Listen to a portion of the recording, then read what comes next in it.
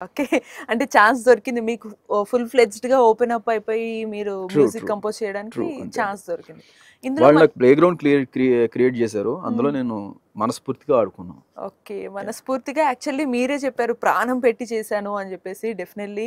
అందులో మళ్ళీ మీరు చేసిన ప్రతి పార్ట్‌లో సీనేరియోలో చూసుకుంటే ఇప్పుడు మదర్ ఎంట్రీ కావచ్చు, అంబిక ఎంట్రీ కావచ్చు, అటు హీరో ఎంట్రీ కావచ్చు, మళ్ళీ శ్రీరాముల వారి ఎంట్రీ కావచ్చు, అటు మళ్ళీ విలన్ ఎంట్రీ ఇలా ప్రతి జానరాలో, ప్రతి సీన్‌లో మీరు కంపోజ్ చేసిన సీన్స్‌లోనే చాలా డిఫరెంట్ డిఫరెంట్ పార్ట్స్ చేశారు. సో, దీనికోసం మీరు ఎన్ని సార్లు టేక్స్ ఆర్ ఎన్ని సార్లు ఎన్ని మార్చుకున్నారు మీలో మీరే?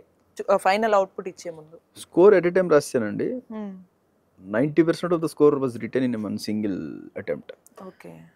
ఒక 10% ఐడియాస్ అటు ఇటు షఫిల్ చేయడం జరిగింది. ఇక్కడ ఈ థీమ్ చేద్దాం, ఈ థీమ్ చేద్దాం అనేది. హ్మ్. But in terms of presentation I took a time of 6 months తీసుకున్నానండి ఓహ్! మొత్తం. ఫర్ అంటే మొత్తం నాకు overall. Rough one line order edit చేసి ఇచ్చేసినప్పటి నుంచి స్టార్ట్ చేస్తాను వర్క్. హుహు.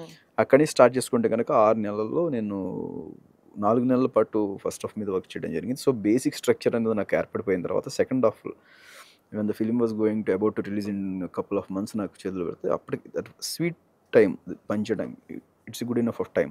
ఓకే. అంటే డైరెక్టర్కి క్లారిటీ ఉంది, ఎడిట్ క్లియర్గా ఉంటే కనుక. అవును. సో థీమ్స్ అన్ని లాక్ అయిపోయాయి కాబట్టి సెకండ్ హాఫ్ చాలా ఈజీగా జరిగిపోయింది. బట్ హ్మ్. నాకు వేరే క్లైమాక్స్కి మాత్రం మేము కొంచెం స్పెషల్ కేర్ తీసుకున్నాం. ఓకే. ఇది ఓకే. ఎట్టి పరిస్థితుల్లో అంటే నా డైరెక్టర్ గారి మీద అదే ప్రెషర్, నా మీద అదే ప్రెషర్ ఉంటుంది. ఎందుకంటే హ్మ్. హనుమాన్లో ఒకటి క్రియేట్ చేశాను కాబట్టి నేను మళ్ళీ అసలు అది ఎట్లా అంటే ఆ హనుమాన్‌ది క్లైమాక్స్‌కే థియేటర్స్‌లో నుంచున్నారు యా అని ఇక్కడ ఇంకా ఎక్స్‌పెక్టేషన్. ఒక చిన్న ఇదేంటంటే మీకు విచిత్రం ఏంటంటే హనుమాన్లో మీకు డెడికేటెడ్గా 5.5 minutes మీకు ఆంజనేయ స్వామి మీద ఉంటుంది మీకు చూస్తే కనుక. అవునవును. అవును. కంప్లీట్లీ డెడికేటెడ్ ఉంటుంది. లైక్ అంటే ఒక్కరికి వన్ ఇంకా ఆంజనేయ సైడ్. స్వామి కనిపిస్తూ ఉంటారు మీకు. అవును.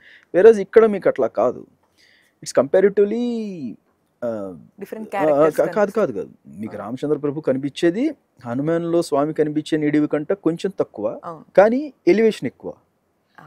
ట్రూ. ఫైట్ అంతా జరుగుతూ కోదండాన్ని గురించి ఎక్స్ప్లెయిన్ చేస్తూ రాముల వారు గురించి ఎక్స్ప్లెయిన్ చేస్తూ ఆయన ఎవరికి ఇచ్చారు, ఎందుకు ఇచ్చారు, అది ఎలాగుంది, అది ఎవరి చేతిలోకి వచ్చింది, అది ఇప్పుడు మారుతుంది, మొత్తం అంతా నెరేటివ్ స్క్రీన్ మీద జరుగుతూనే ఉంటుంది దాని గురించి. ఆ హ్మ్. నెరేటివ్ జరుగుతున్నంతసేపు కంపారిటివ్లీ టు హనుమాన్ దీని నెరేషన్ ఎక్కువ స్వామికి సంబంధించి. అవును. బట్ ప్రెజెంటేషన్ హనుమాన్లో ఎక్కువ 5 minutes. అవును. సో నాకు అది ఈజీ. ఇది టఫ్ చేయటం యాక్చువల్లీ. ట్రూ. ఎందుకంటే ఈ 10 minutes నేను సింగిల్ సిట్టింగ్లో కూర్చోబెట్టగలగాలి ఆడియన్ని అవును. మ్యూజికల్గా. అది ఛాలెంజింగ్ అనిపించింది.